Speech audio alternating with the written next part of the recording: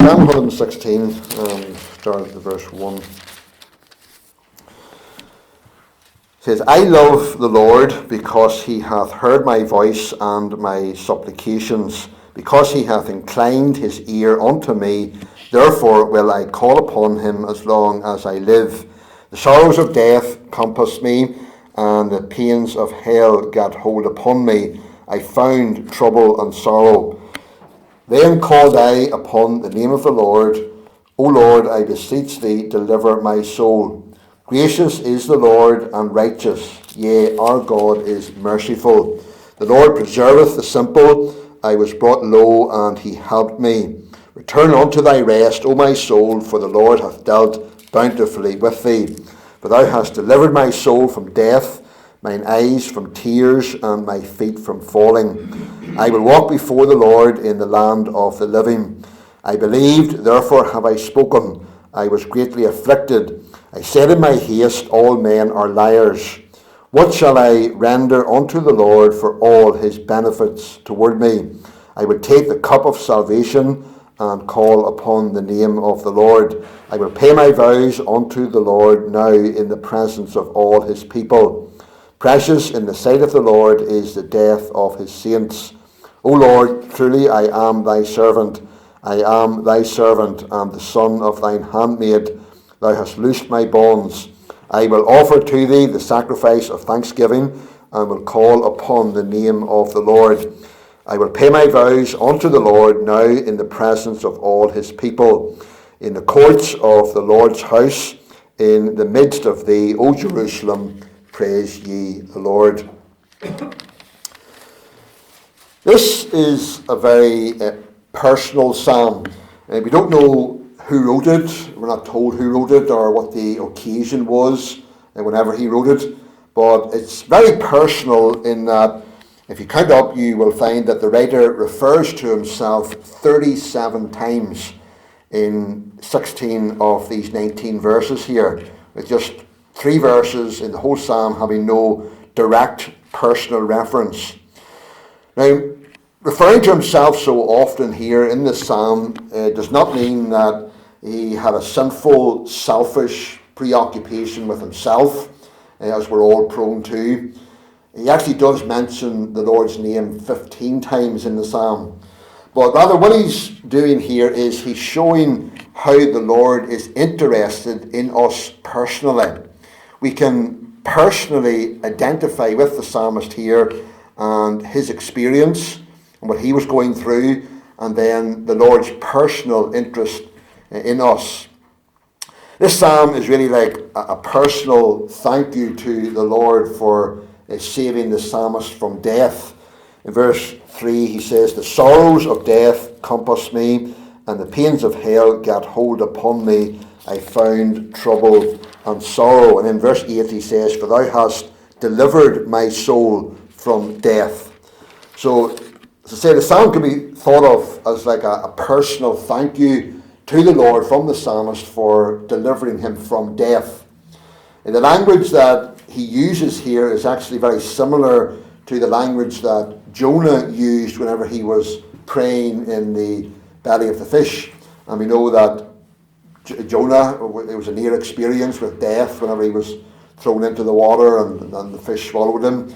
But in chapter 2 and verse 2 of Jonah, Jonah prayed, I cried by reason of mine affliction unto the Lord, and he heard me.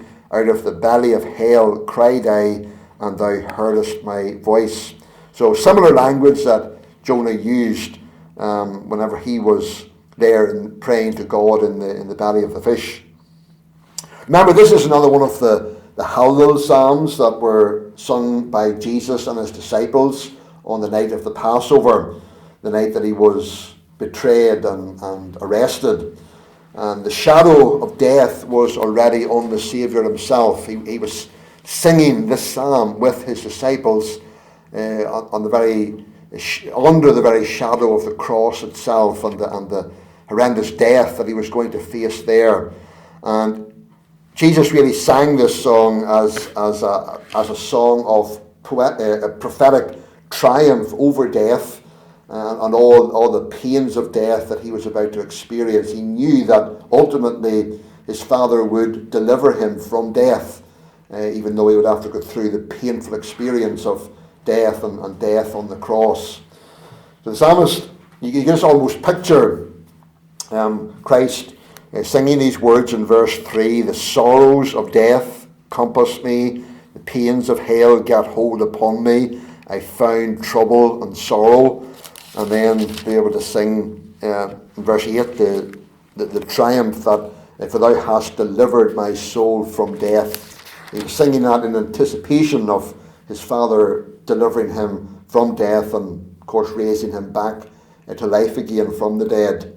So he really was personally, as Jesus was singing this psalm that night, he was really personally thanking his Father in anticipation of the triumph that he would give him over death. And he gives this song to us then as his people to personally thank the Lord for our triumph over death.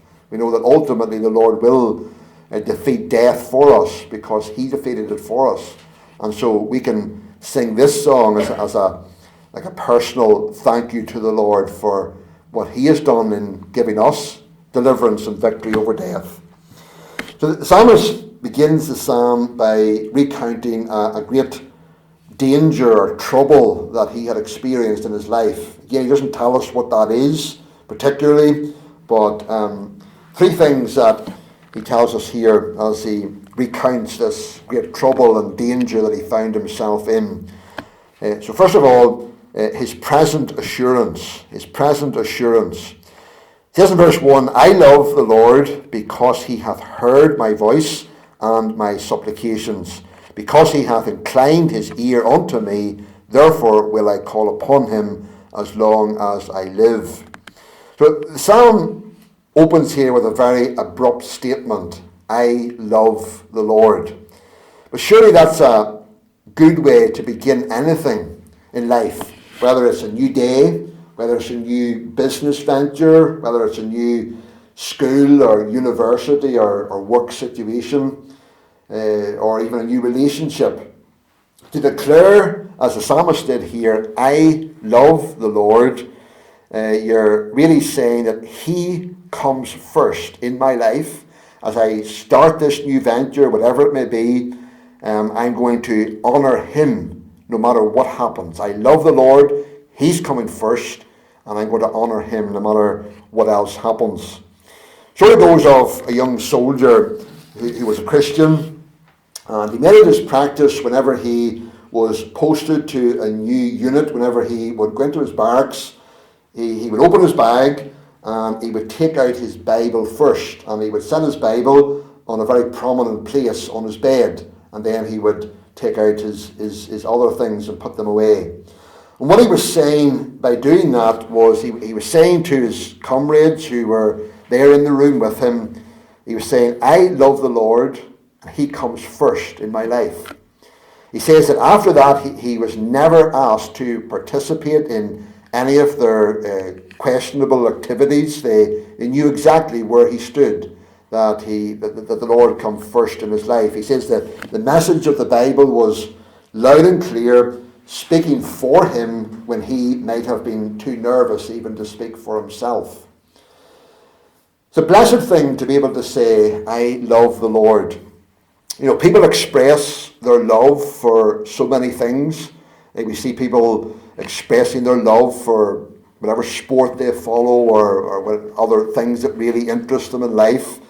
Even those who pervert through love into something that's depraved and warped, they're not ashamed to declare who and what they love. And we're seeing that more and more, aren't we? We should never be ashamed to say that we love the Lord. The world is not ashamed to say who and what they love, so why should we be ashamed to say and to show that we love the Lord? Verse 1, it says, starts off by saying, I love the Lord. And it's a great thing to be able to say that, because it's one of the greatest evidences that we are really saved, that we have through salvation. Because you see, it's only a true experience of the grace of God that can ever enable anybody to say, I love the Lord. Because by nature, we don't love the Lord. We are enemies of His. In reality, we hate the Lord. But His grace in our lives has changed our hearts from hearts of rebellion against Him to hearts that love Him. And so to be able to say, and to say meaningfully, I love the Lord, it shows that we have experienced true salvation, that we're really saved, that God's grace has changed our hearts, that we now do indeed love the Lord. He says, I love the Lord because He hath heard my voice and my supplications. The psalmist is filled with gratitude here for the faithfulness of God. He knows why he loves the Lord. He has a superabundant reason for loving the Lord. It's because the Lord has heard his prayers. That's why he loves the Lord. And he describes his prayers here as his voice. He says, He hath heard my voice. You know, we use our voices to communicate what is on our minds and our hearts. That's what we use our voices for. We say and we speak what's on our minds and on our hearts. You know, God hears our voice whenever we communicate to Him the burdens and the concerns that are on our hearts. And it's so good to know whenever we come to prayer, whether it's in private or here in public, that we're not just praying to the ceiling. Our voice is not just bouncing off the ceiling, as it were, but that God actually hears our voice, because by our voices we are expressing the burdens and the concerns that are on our hearts, the things that we're concerned about. The Lord hears our voice. And that's why the psalmist says here that he loves the Lord, because the Lord heard as he expressed in words to the Lord how he felt and what he wanted the Lord to do for him. And in the word supplication, He hath heard my voice and my supplications. The word supplication means earnest prayer. We love the Lord because we know that through Christ, God hears our voice and He hears our earnest prayers. It's on the merits of Christ alone that God hears and answers our prayers. And that causes us to love Him. It's not that we have something in ourselves that we deserve for God to hear us whenever we call upon Him, but it's because of Christ, because of what Christ has done for us, because of His work on the cross for us. On Christ's behalf, God hears our cries and our earnest prayers as His people. Verse 2, he says, because He hath inclined His ear unto me. The picture that the psalmist uses here is of God bowing down from His grandeur, as it were, and listening to His prayer. The image is of a compassionate physician or a loving friend leaning over a sick person lying in bed, whose voice is so faint it's maybe just a mere whisper, and that physician or that friend leans their ear, they incline their ear, they lean their ear over to hear what that person is trying to say in all of their weakness. At times when the burdens of life are weighing heavy upon us, we feel weak, don't we? We feel that even our prayers are just a mere whisper. We hardly even feel sometimes the strength to be able to pray. We feel so weak. How good to know in those times that the Lord inclines His ear, that He leans over us, as it were, and listens to those cries. As weak and as faint as they may be, He bows down from His grandeur as the God of glory, and He actually listens to us and listens to our cries. Then it says in verse 2, therefore will I call upon Him as long as I live. Because the Lord inclined His ear to hear him, the psalmist resolved that throughout all the days of his life he would call upon the Lord in prayer. Spurgeon says, when prayer is heard in our feebleness and answered in the strength and greatness of God, we are strengthened in the habit of prayer and confirmed in the resolve to make ceaseless intercession. If you were to respond to a beggar and give him what he asked for, picture that, someone begging in the street, and you respond to them and you give them something that they're asking for. And then that beggar was to turn around and say to you that because you helped him this particular time, he's going to come every day to your door and beg and ask you for something. You wouldn't be too chuffed. Most of us probably wouldn't. You'll probably say, why did I ever go near him in the first place? But God delights to do that with us. He answers our prayers. We come to him with our needs. He answers us. He gives us what we want. And then he wants us to keep coming to him. Not just once or twice, but every day. Indeed, every moment of every day. For the rest of our lives, he wants us to keep coming back to him. That's how loving and patient God is. He delights to hear our prayers. He delights to respond to us. How good and how patient he is. So that's the present, the psalmist's present assurance. But then, secondly, not only his present assurance, but his previous anguish. His previous anguish. In verse 3, he says, the sorrows of death compassed me, and the pains of hell gat hold upon me. I found trouble and sorrow. The psalmist describes his condition here at the time that he prayed to God. He says that the sorrows of death compassed him. Think of hunters and their dogs surrounding a deer, and that deer has no way of escape. Those dogs are just surrounding it. And that's the picture the psalmist has here with the pains of death, the sorrows of death compassing him, surrounding him, giving him no way of escape. Again, we're not sure of what experience the psalmist is referring to here that he was going through at that time. It may have been a serious sickness or injury, or maybe even severe persecution by others. Because verse 11, he says, I said in my haste, all men are liars. So we're not sure exactly what experience he's referring to here, but whatever it was, he felt that his life was in danger, that he felt he was going to lose his life. And these sorrows weren't merely surrounding him at a distance, but rather they had come very close to home. He says, the pains of hell gat or laid hold upon me. So he says, terrors such as those that the lost experienced in hell itself. Such terrors had seized him, grasped him, or laid hold on him, held him like a prisoner. That's the meaning of this, of what he's saying here.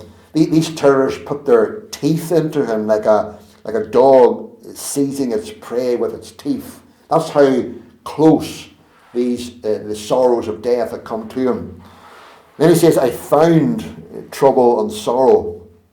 So trouble was all around him and sorrow was within him. He says that he found trouble and sorrow. Everyone, including ourselves, everyone is looking for positive things in life, aren't we?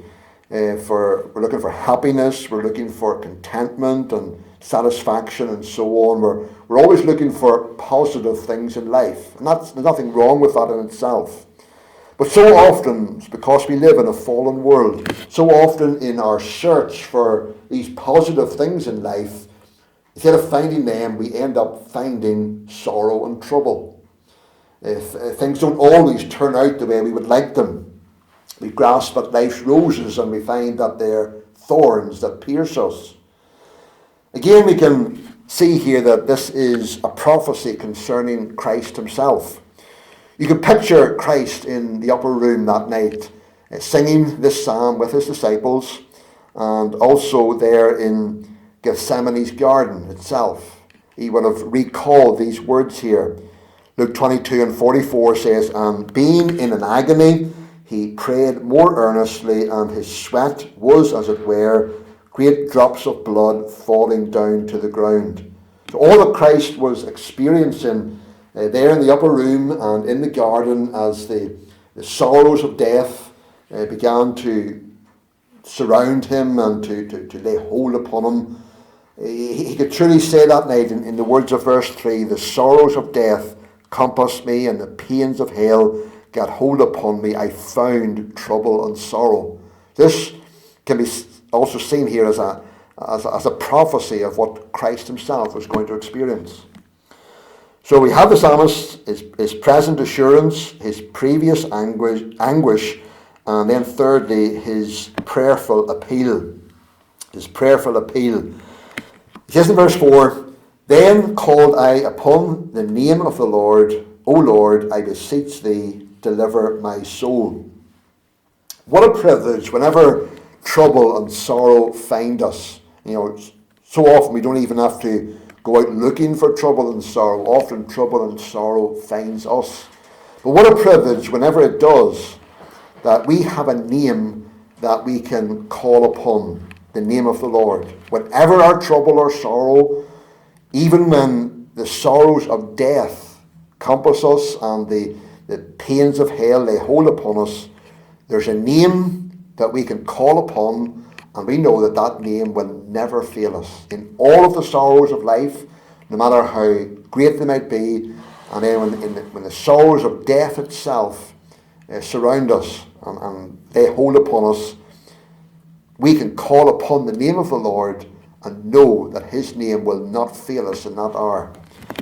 Proverbs 18:10, the name of the Lord is a strong tower, the righteous runneth into it and is safe. We should have nothing but pity for those around us tonight who are calling on other names, the names of so-called saints, calling upon those names to help them in their trouble. It's grieving whenever you do something as simple as reading through the death notices, and you will read things like Saint Patio, pray for him, or Saint whatever, pray for him. Here's a family that has lost a loved one. They're experiencing the sorrow of death, and in their trouble, what name are they calling upon? Some saint that's dead in their grave, absolutely useless. We should feel nothing but pity for people who are calling on other names to help them in their time of trouble and sorrow. They're calling on and they're looking to someone who is in their graves. The name of Mary or Buddha, Muhammad or Confucius are absolutely worthless. You might as well call on your cat to help you in reality, because they're all dead in their grave. And yet people sincerely believe that these names can help them in their time of trouble. Someone has said the names of bankrupt sinners, no matter how great their reputation among men, cannot move the heart and hand of God. Only one name opens to us all the treasures of sovereign grace, the name of the Lord. And the psalmist says here that he calls on the name of the Lord. Perhaps the experience that he was going through at this time, he felt that he didn't even have the strength to come to the Lord, to run to the Lord. And so he called out to him.